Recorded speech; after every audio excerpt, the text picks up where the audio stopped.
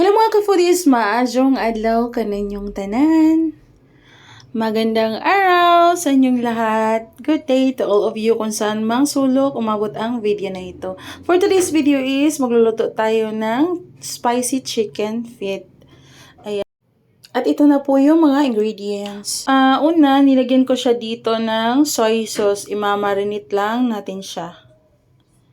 At isunod na rin po natin ang crushed pepper.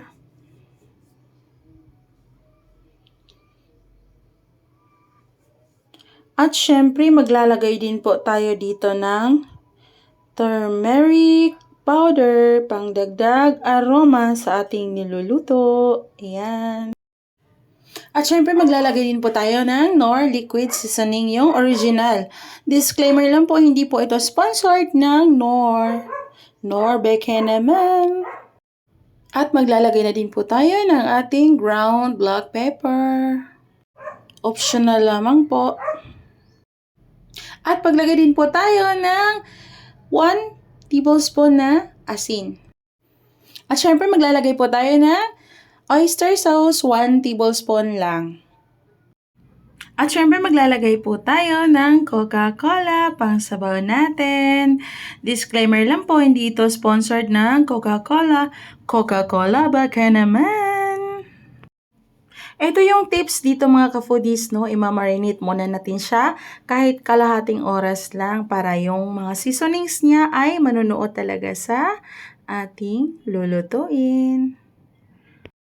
At ayan, umpisahan na natin ang pagluluto. Gumagamit lang pala ako dito ng butter. Igisa muna natin ang ating bawang. Isunod natin ang ating sibuyas. At syempre ang ating luya. Pangdagdag aroma. Isa lang na natin ang ating minarinate. Ang bango-bango na. At yan, takpan muna natin siya mga ka-foodies.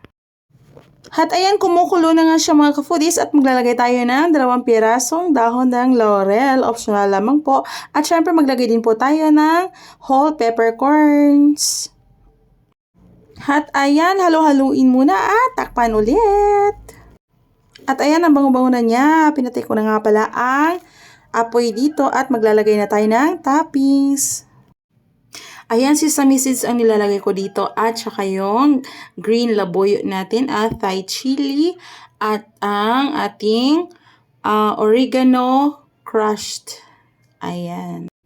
At ayan mga ka-foodies, sana'y nagustuhan mo ang ating for today's video. For more cooking tips and tutorials, please follow for more. Get this and bye-bye. Till my next vlog.